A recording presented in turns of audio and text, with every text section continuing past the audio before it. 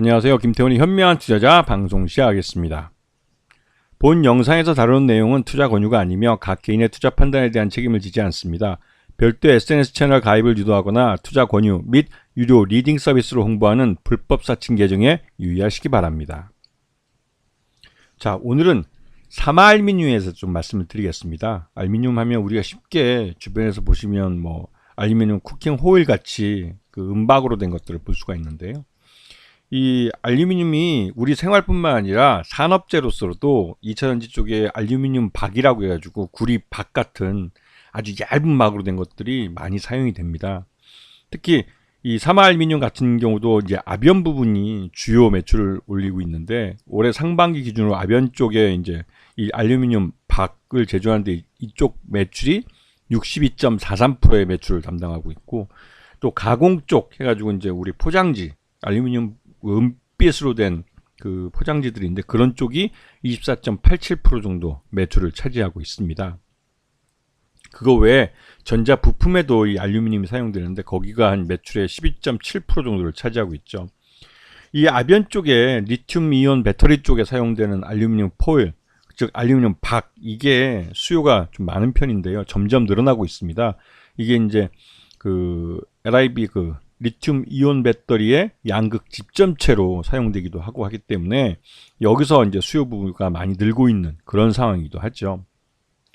그래서 보시면 아시겠지만 이 알루미늄 박, 아주 얇은 알루미늄 박을 만드는 게 이 회사의 주력 사업이라고 해도 과언이 아닐 정도이고, 또 특히 2차전지 쪽에 사용되고 있는 알루미늄 박은 LG 에너지솔루션과 장기 계약을 맺고 2030년까지 공급 계약이 체결되어 있는 그런 상황입니다. 그만큼 이제 이 알루미늄 박을 일정한 고른 그 밀도를 갖고 이 만들 수 있는 것도 기술력이기 때문에 이 자체가 이 시장에 쉽게 뛰어들기 어려운 그런 진입 장벽이 되기도 하죠. 그래서 연결 포괄 손익계산서를 보시게 되면 전년 동기 대비해서 매출은 비슷하게 나오고 있습니다. 그다음에 이 영업 손실이 그 대신 이제 이 알루미늄 가격이 급격하게 올해 올랐기 때문에 그 비용이 고스란히 이 영업 손실로 연결되고 있는 상황이죠.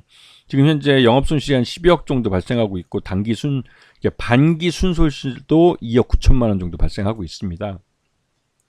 그래서 특히 이 회사는 일본 동양알루미늄이 최대 주주로 있는 외국인 투자 기업이기도 한데요. 그러다 보니까 이 한국인 임원들, 여기에 일하고 있는 임원들과 특수관계인들 포함하면 지분율이 거의 한 58% 정도까지 올라가게 됩니다. 이게 최대주주하고 특수관계인들 포함해서 이런 거고요. 특히나 LG 에너지솔루션하고 도요타 쪽 이게 지분이 한 10.2%씩 각각 들어와 있기 때문에 이런 그 지분들은 장기적으로 파트너십으로 가는 거기 때문에 함부로 유동 주식이 되지 않습니다. 말 그대로 잠겨버리는 물량이죠.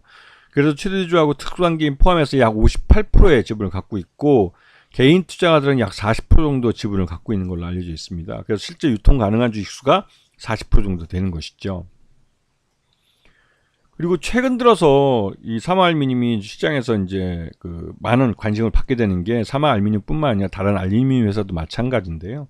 이 알루미늄 가격이 지금 급격하게 오르는 걸 볼 수가 있습니다. 이게 이제 국제 구리 가격도 마찬가지로 오르고 구리 가격은 더 빠르게 오르고 있는데요. 그거는 이제 이 인공지능 AI 센터를 만들면서 여기에 필요한 전력망을 새로 만들면서 구리에 대한 수요가 굉장히 늘었습니다.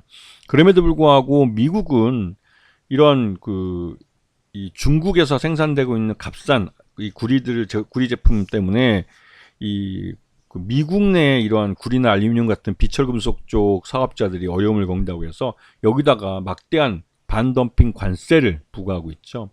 중국산 알루미늄 박 같은 경우는 이제 376%의 관세를 부과하기 때문에 거의 그 미국으로 수출이 안 되고 있습니다. 그러다 보니 중국 내에 알루미늄 제품에 대한 재고가 많이 쌓이게 됐죠. 왜냐면 이런 2차전지 쪽, 그러니까 이런 그 비철금속들을 한번 생산을 시작하게 되면 공장의 전기가 끊어질 때까지 계속 생산이 이루어지게 됩니다. 그래서 재고가 쌓여버리게 되는데요. 이것도 이제 중국이 이러다 보니 이제 이런 이 알루미늄 박이나 이런 알루미늄 제품들을 전 세계 시장에다가 헐값으로 덤핑으로 이제 갖다 파는 그런 경우가 많이 발생하게 됐고, 그것 때문에 이제 작년 같은 경우는 알루미늄 가격이 많이 하락을 하기도 했습니다.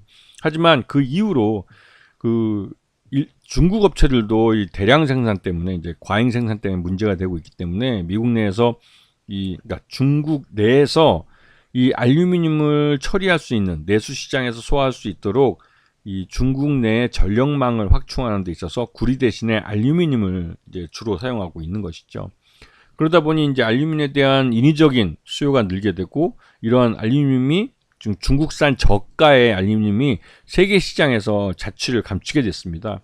그만큼 중국 시장, 그러니까 중국에서 만들어서 해외 시장에 쏟아내던 이런 알루미늄이 줄어들면서 한국 이 사마알루미늄을 포함해서 한국 그 알루미늄 관련된 업체들은 반사이익을 보게 되는 것이죠. 특히나 2차 전지 쪽에 사용되고 있는 이런 알루미늄 박 같은 경우는 이 IRA법이라고 인플레이션 감축법에 따라서 중국산 원재료 또는 중국산 소재를 줄이는 것만큼 미국 정부로부터 보조금을 받게 됩니다.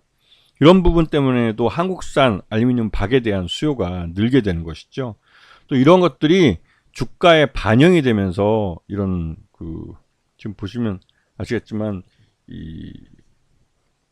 이런 그러니까 구리 값이 오르고 그 구리 값에 오른 것 때문에도 이 알루미늄이 이런 구리를 대신해서 중국의 전력망에 수요가 늘면서 이런 알루미늄도 또 수요가 늘고 그러면서 가격이 좀 동반해서 오르는 측면이 있지만 구리보다는 알루미늄이 훨씬 더 싼 가격이기 때문에 알루미늄에 대한 수요가 빠르게 늘고 있는 겁니다. 그리고 또 중국 내에서 알루미늄에 대한 수요량을 늘리면서 이 저가의 중국산 알루미늄이 세계 시장에서 자취를 감추게 된 것이죠.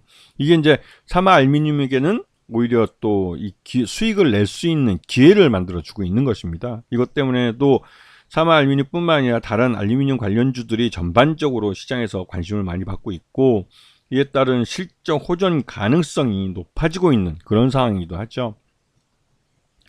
지금 사마알루미늄 같은 경우는 지금 주가가 지난해 10월 17일 날 15만 8,900원까지 올라갔다가 그 이후에 지금 현재 가격은 한 5만 8천원대까지 주가가 조정을 받은 모습입니다. 이게 이제 그 알루미늄 가격이 그만큼 이제 하락을 했던 그런 시기이기도 하고 또 전반적으로 이 알루미늄에 대한 이런 여러 가지 이제 생산량이나 이게 중국에서 값싼 알루미늄을 많이 쏟아내면서 이 주가가 좀 많이 떨어진 측면이 있죠. 하지만 이 중국산 저가의 알루미늄이 시장에서 사라지면서 이제 알루미늄이 제값을 받고 시장에서 팔릴 수 있는 기회가 됐고 특히나 이 알루미늄 박 같은 경우는 2차 전지 쪽에 사용되는데 2차 전지 자체가 지금 시장에서 이제 전기차 캐짐 현상 때문에 수요가 줄고 있어서 그런 부분 때문에 이제 알루미늄 박에 대한 수요도 좀 그 상반기에는 좀 줄어든 측면이 있습니다. 그런 부분이 주가에 반영되었고 특히나 이제 알루미늄 가격이 오르면서 판매량 자체가 줄어들게 되면서 이 사마알루미늄 같은 경우는 실적이 적자를 앞에서 보셨듯이 적자를 내기도 했죠. 하지만 향후는 이제 이런 알루미늄 가격 상승이나 이런 부분이 이 판가에 좀 반영이 되면서 이 알루미늄은 그러니까 사마알루미늄 같은 경우는 실적 호전 가능성을 그 어느 때보다 높여주고 있는 상황입니다. 이런 부분 때문에 이 미중 무역 전쟁에 중국산 알루미늄에 대한 고율 관세 부과가 사마알루미늄에게는 반사이익이 되는 것이죠. 그래서 길게 보시면 사마알루미늄은 이제 곧 이 주가를 회복시켜주는 단계로 접어들고 있기 때문에 이런 실적 개선에 따른 주가의 장기 우상향을 지금 기대해 볼 수 있는 그런 자리를 할 수 있는 것이죠. 아시겠죠? 자, 오늘 방송 여기서 마치겠습니다. 감사합니다.